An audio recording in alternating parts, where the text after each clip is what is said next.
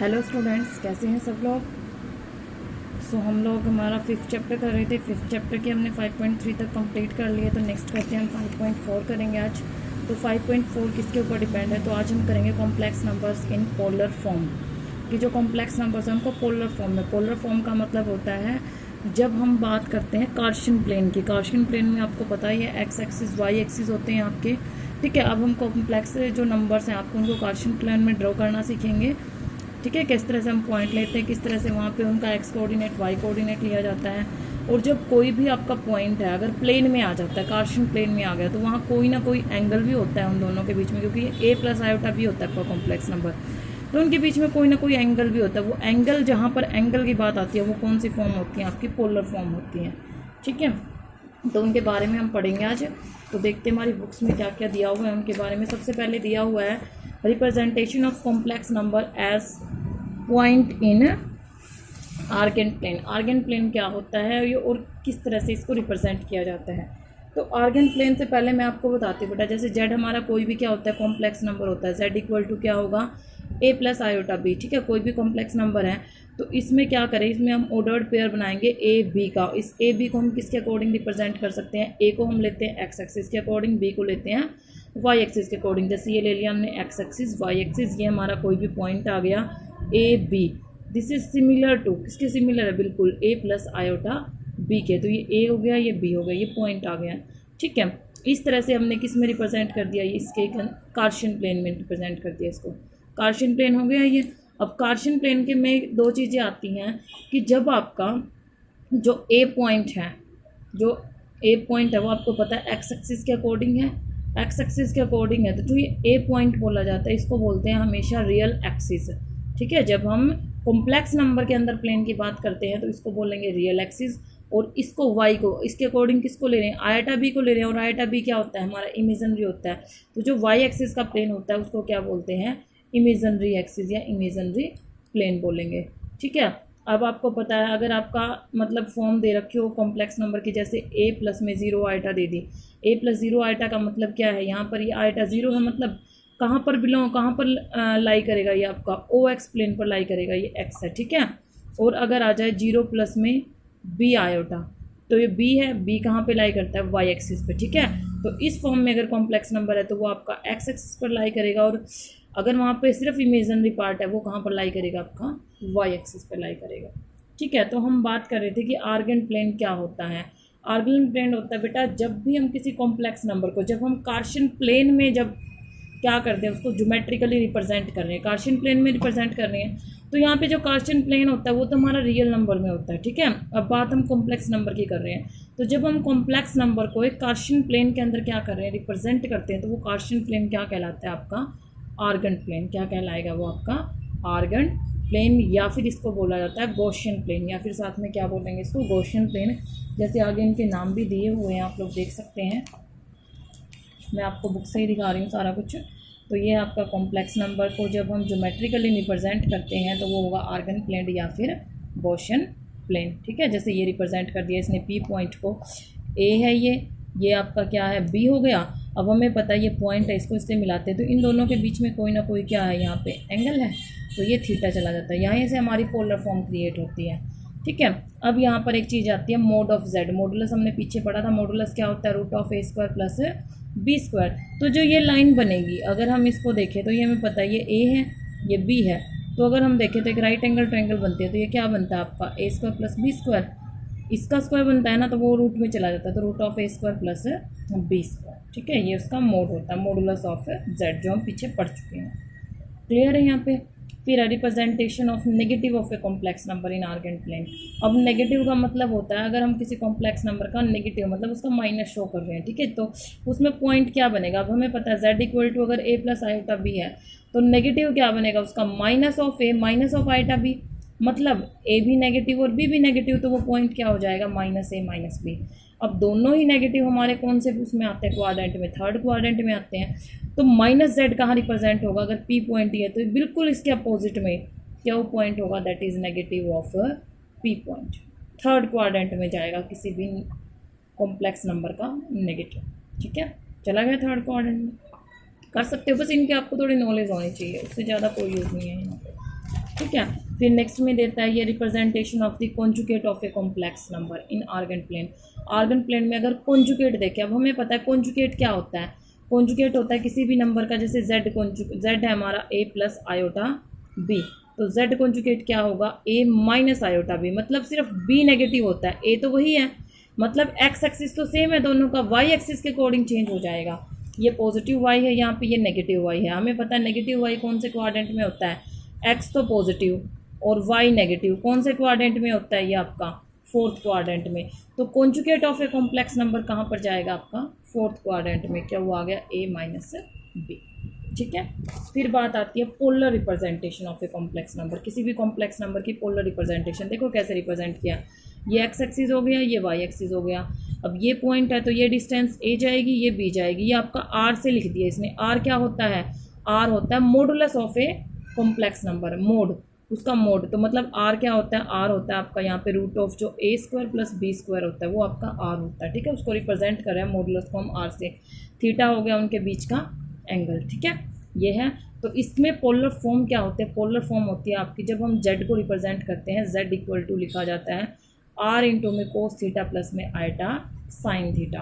अब ये r equal to cos theta plus iota sine theta, ये फॉर्म आई कहाँ से है, अगर हम लोग देखें बेटा ये एक राइट एंगल ट्रायंगल बन रही है, ये एंगल थीटा है, अगर ये थीटा है तो ये क्या बनेगा आपका बेस, ये परपेंडिकुलर और ये आपका हाइपोटेनियस, यही बनेगा, यही जाएगा बेस परपेंडिकुलर हाइपोटेनियस। अगर हम यहाँ से जैसे कि हाइपोटेनियस को निकालें, जेड हमारा होगा a प्लस आयोटा b होता है।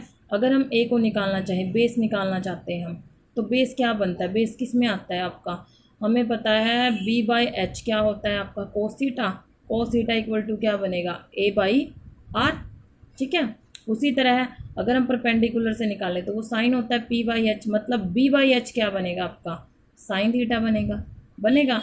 तो a और b की जगह अगर हम निकाल लें तो एक तो क्या बन जाएगा, जैसे मैं आपको यहाँ पे सॉल्व करके दिखा देती हूँ इस चीज़ को, तो क्योंकि ये चीज़ कई बार पूछ ली जाती है, तो हमने इस तरह से लिया था, जैसे ये आपका x एक्सिस है, ये y एक्सिस है, यहाँ कोई भी p पॉइंट है आपका a b similar to a plus iota b, ठीक है। इस तरह से हमने इसको रिप्रेजेंट कर दिया, ये आपका थीटा हो गया o, इसको m लिखा है मैंने यहाँ पे, और मॉडुलस को हमने क्या लिखा था r, ये आपका a, ये आपका b।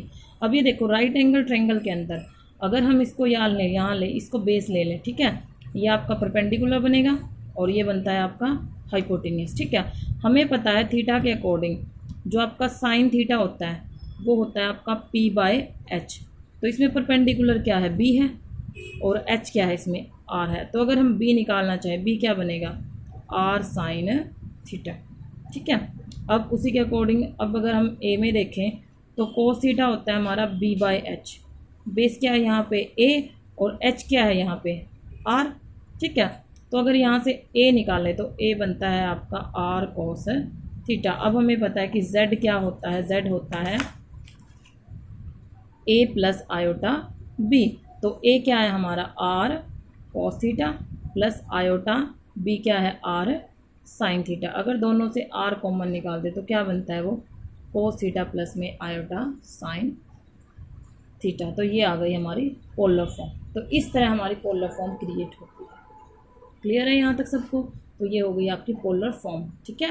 अब पोलर फॉर्म में क्या क्या आता है आपके पास? पोलर फॉर्म में सबसे पहले आती है आपके पास प्रिंसिपल वैल्यूज़। पोलर फॉर्म हमने कर ली है, ये होगी।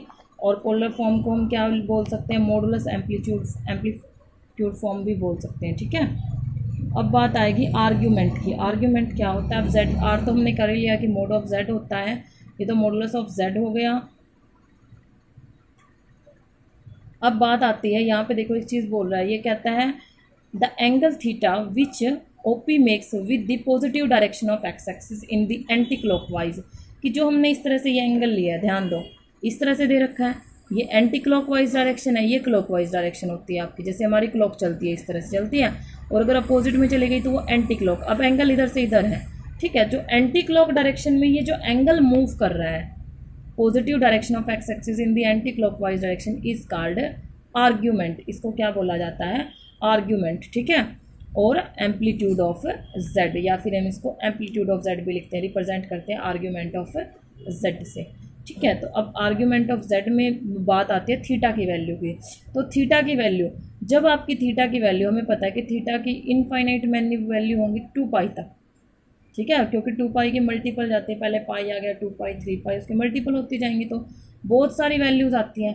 तो इतनी सारी वैल्यूज़ को हम स्टडी नहीं कर सकते, तो हमने क्या किया, इसकी यूनिक वैल्यूज़ ले लिया थीटा की। वो क्या ले, बिटवीन -पाई टू पाई। -पाई और पाई के बीच की जो वैल्यू है उनको बोला जाता है प्रिंसिपल वैल्यू ऑफ एम्पलीट्यूड। क्या बोलेंगे, प्रिंसिपल वैल्यू ऑफ एम्पलीट्यूड और प्रिंसिपल आर्ग्यूमेंट, या फिर उनको क्या बोलेंगे, प्रिंसिपल आर्ग्यूमेंट। हमने लिमिटेड वैल्यू ली है, वो क्या ली है, -पाई और पाई के बीच में।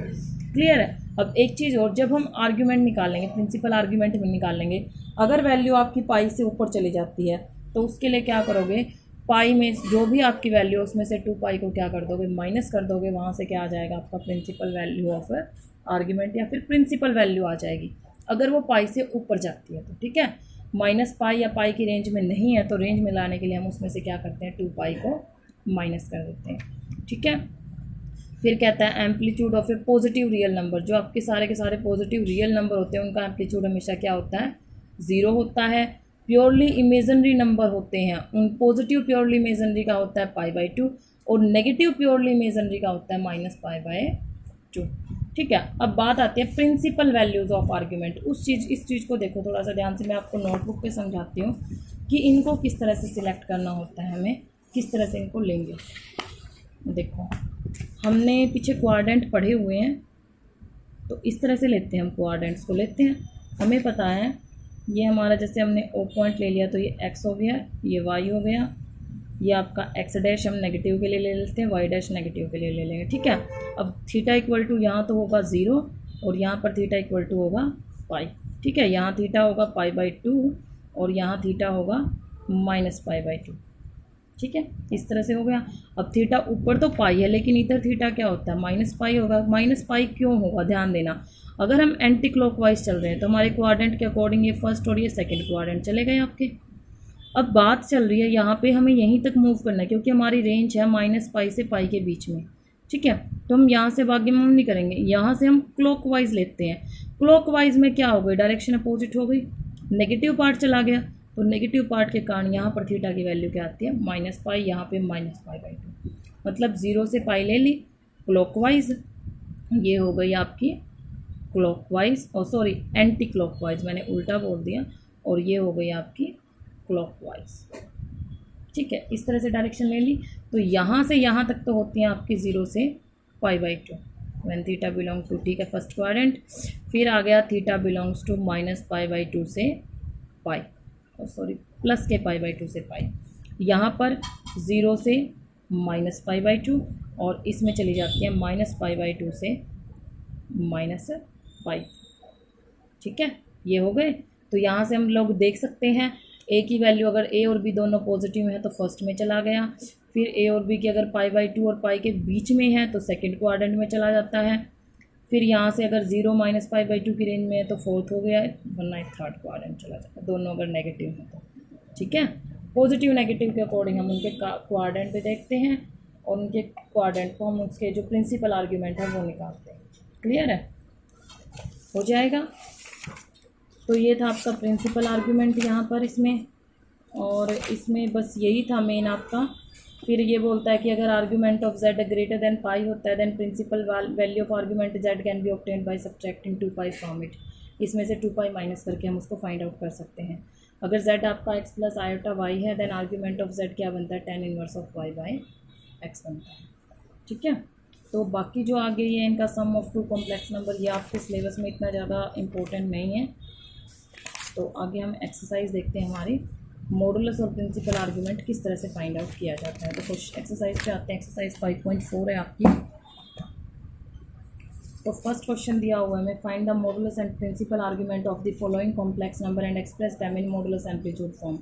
मॉडुलस एम्पलीट्यूड फॉर्म में कन्वर्ट करना है हमें। तो देखो किस तरह से करोगे इन क्वेश्चंस को। जैसे फर्स्ट ले लिया हमने यहाँ पे, तो यहाँ आपका 1 प्लस रूट ऑफ -3 है, ठीक है। इसको लेना है, z दिया हुआ है ये आपका, z ये दे दिया आपको यहाँ पे, तो इसको हम लिख सकते हैं 1 प्लस √3 आयोटा। ठीक है, तो हम इसको लेट करेंगे, पोलर फॉर्म में कन्वर्ट करना है हमें, क्योंकि इसका क्या निकालना है यहाँ पे, मॉडुलस भी निकालना है और प्रिंसिपल आर्ग्यूमेंट भी निकालना है, और उसको एक्सप्रेस करना है मॉडुलस एम्पलीट्यूड फॉर्म में, मतलब पोलर फॉर्म में कन्वर्ट करना है। तो हमने लेट किया यहाँ पे कि 1 प्लस आयोटा √3 इक्वल टू क्या है आपका आर कोस थीटा प्लस में आयोटा साइन थीटा। मैंने आर पहले ही बाहर निकाल दिया है, तो आर कोस थीटा प्लस में, या फिर ऐसे लिख सकते हैं इसको आर कोस थीटा प्लस में आर आयोटा साइन थीटा। अगर हम इनको कंपेयर करें, हमें पता है रियल पार्ट को रियल से कंपेयर करना है, इमेजनरी को इमेजनरी से करना है, इसी तरह से करते हैं। तो equating real and imaginary part on both sides. तो यहाँ पे जो आर कोस थीटा है वो इक्वल टू कितना जाएगा आपका 1 जाएगा, रियल पार्ट यही है। तो कोस थीटा इक्वल टू क्या, और आर जो साइन थीटा है, आर साइन थीटा आइटा से आइटा जाएगा इक्वल टू √3। ठीक है, ये इक्वेशन फर्स्ट हो गई, ये सेकंड हो गई। तो क्या करोगे, squaring and adding, squaring and adding equation first and second, first और सेकंड को स्क्वायर करना है और ऐड करना है।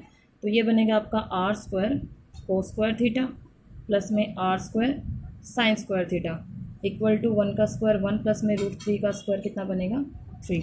तो ये आ गया आपका, यहाँ पर आर स्क्वायर लिया हमने कॉमन दोनों से, आर स्क्वायर कॉमन ले लिया, तो यहाँ क्या बचेगा आपके पास, कोस स्क्वायर थीटा प्लस में sine square theta equal to 4।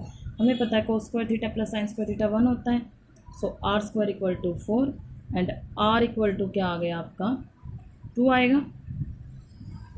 ठीक है, अब देखो, अब ये मत कहना कि प्लस माइनस आएगा, क्योंकि आपको पता है आर क्या होता है, मोड ऑफ जेड होता है। मोड ऑफ जेड का मतलब है नेगेटिव वैल्यू नहीं आएगी यहाँ पे, हम सिर्फ क्या लेते हैं, मोड से बाहर हमेशा क्या आता है, पॉजिटिव आता है, क्योंकि आर एक्चुअल में क्या है, ए स्क्वायर प्लस बी स्क्वायर है रूट का, तो नेगेटिव तो आएगा ही नहीं, पॉजिटिव आएगा, तो हमेशा आर की वैल्यू क्या लोगे यहाँ पे, पॉजिटिव लोगे। ठीक है, आर आ गया आपका, यहाँ पे हो गया। अब क्या करना है, हमें एंगल निकालना है, तो कोई भी एक ले लो यहाँ पे, जैसे आर कोस थीटा है, हमने ले लिया R cos theta equal to 1 है यहाँ पर आपका, तो आर की जगह 2 रखा, तो cos theta equal to 1/2। Cos theta की वैल्यू 1/2 कहाँ पे होती है, कोस ऑफ, हाँ जी, कोस थीटा π/3 होता है 60, सो थीटा इक्वल टू क्या आएगा π/3। अब हमें पता है कि π/3 है वो आपका -π और पाई के बीच में लाई करता है। ठीक है, लेस देन पाई है, ग्रेटर देन -π है। अब हमारी प्रिंसिपल वैल्यू के बीच में, रेंज के बीच में लाई कर रहा है थीटा आपका, सो प्रिंसिपल आर्ग्यूमेंट क्या आ जाएगा, so principal argument equal to आएगा π/3। ठीक है, और पोलर फॉर्म क्या आएगी इसकी, पोलर फॉर्म में लिख दो। देखो पोलर फॉर्म ये थी हमारी r into cos theta plus iota sine theta, तो r क्या निकाला हुआ है हमने 2, इंटू में कोस ऑफ थीटा क्या है π/3 प्लस में आइटा साइन π/3। इस तरह से सॉल्व करना है आपको, इसको कर सकते हैं। तो ये मेथड था आपका पोलर फॉर्म में कन्वर्ट करने का। हर क्वेश्चन को इसी वे से आपको सॉल्व करना है। ठीक है, जैसे कि देखो यहाँ पे नेक्स्ट दे दिया, यहाँ पे आपको 1 प्लस आयोटा दे दिया। ठीक है, तो इसी -2 आयोटा मतलब 0 -2 आयोटा लिख लोगे इसको। ठीक है, यहाँ -16 है, बाय में 1 प्लस आयोटा √3, तो पहले इसको रेशनलाइज करोगे, a प्लस आयोटा b की फॉर्म में कन्वर्ट करोगे और फिर उसको सॉल्व करोगे। ठीक है, इसी तरह से ये पहले सॉल्व करना है, इसको a प्लस आयोटा b की फॉर्म में कन्वर्ट करना और फिर उसे सॉल्व करना है। कर सकते हैं। सेकेंड क्वेश्चन में भी हमें पोलर फॉर्म में कन्वर्ट करना है इनको, तो इसमें से मैं आपको सेकेंड पार्ट करवा रही हूँ, इसमें थोड़ी सी डिफ़िकल्टी आती है बच्चों को, तो सेकेंड पार्ट देखते हैं हम लोग इसका। फर्स्ट पार्ट आप लोग खुद ट्राई करोगे, तो सेकेंड पार्ट करते हैं हम लोग इसका। देखो सेकेंड पार्ट की स्टेटमेंट नोट कर रही हूँ मैं यहाँ पे।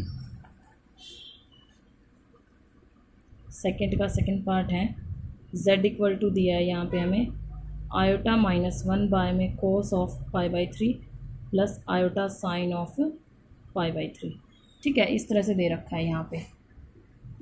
तो अब बात आती है नीचे, तो अगर हम देखें कोस π/3 साइन π/3 ये वैल्यू दी है। अगर ऊपर वाले पार्ट को देखें आयोटा -1 है, अगर हम पहले इसको सॉल्व करें और उसके बाद जो हमारा नीचे का पार्ट है उसकी वैल्यू रखें, तो हम ऐसे भी सॉल्व कर सकते हैं इस क्वेश्चन को, दोनों वैल्यूज़ को, क्योंकि हम आयोटा -1 है, इसको पोलर फॉर्म में कन्वर्ट कर लेते हैं। नीचे तो हमारी पोलर फॉर्म दे रखी है, ऊपर आपको डायरेक्ट कॉम्प्लेक्स नंबर दे रखा है, तो इसको चेंज कर लो पोलर फॉर्म में और फिर हम इस बाकी को सॉल्व करेंगे, ठीक है।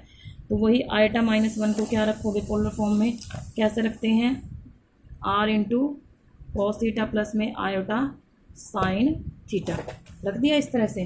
तो यहाँ पे अगर हम इसको सॉल्व करते हैं तो r cos theta equal to क्या आएगा -1 और r sine theta equal to क्या आएगा 1। ध्यान देना रियल पार्ट -1 है और इमेजिनरी पार्ट 1 है। तो यहाँ से फर्स्ट इक्वेशन सेकंड इक्वेशन वही adding squaring and adding first and second. तो यहाँ से हमारा आएगा r² cos square theta plus r² sine square theta equal to -1 का स्क्वायर 1 + 1, ठीक है। r² कॉमन लेंगे यहाँ से cos square theta plus sine square theta equal to 1 + 1 क्या जाएगा 2 जाएगा, ठीक है। तो यहाँ से जो आपका r² है वो 2 आ जाएगा। क्लियर है यहाँ तक। जो r² है हमारा वो 2 आ गया, तो r इक्वल टू क्या आएगा √2 आ जाएगा। r √2 आ गया। अब वैल्यू रखते हैं, हमारा था r cos theta equal to -1 था, तो cos थीटा इक्वल टू आएगा -1/√2। अब -1/√2 है, -1/√2 साइन में देखो किसके कोस में किसकी वैल्यू होती है हमें पता है, ये जाएगा आपका -cos ऑफ π/4, नेगेटिव जा रहा है। तो जो -π/4 है वो हमारी रेंज में बिलोंग तो कर ही रहा है। साथ ही अगर हम इसको कन्वर्ट करना चाहें क्वाड्रेंट के अकॉर्डिंग कन्वर्ट करना चाहें, तो अगर हम इसको पाई -π/4 करें तो ये आपका आ जाएगा cos ऑफ 3π/4, cos 3π/4। और जो 3π/4 है वो भी हमारा क्या कर रहा है रेंज के अंदर बिलोंग कर रहा है, ठीक है। नेगेटिव से हमें पॉजिटिव में कन्वर्ट कर लिया हमने कोस को। तो यहाँ से थीटा कितना आ गया आपका 3π/4। इट मीन्स आयोटा -1 को हम क्या लिख सकते हैं √2 cos of 3π/4 plus iota sine of 3π/4 हो गया। अब जो हमारा z था हमारा आयोटा -1 बाय में cos of π/3 plus iota sine of π/3, ठीक है। इस तरह से है। तो इन वैल्यूज़ को अब सॉल्व करते हैं हम। इसकी जगह रखेंगे √2 cos of 3π/4 plus iota sine of 3π/4 by में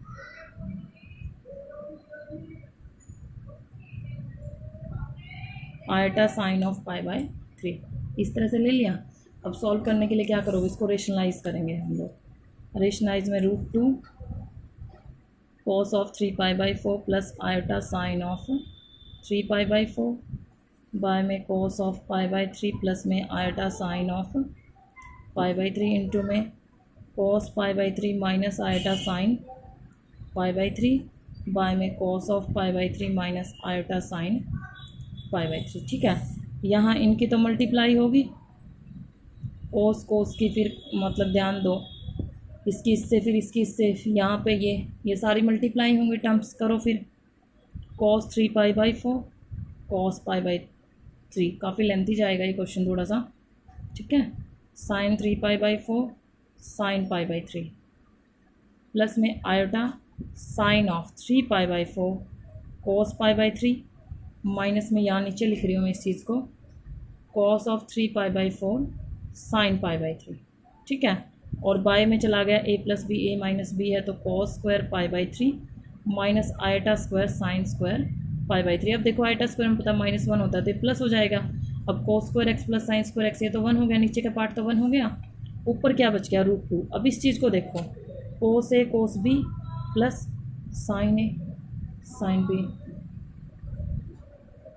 किसका फॉर्मूला होता है cos ऑफ a - b का, ठीक है। फिर यहाँ sine a cos b minus cos a sine b, तो साइन ऑफ a - b का, ठीक है।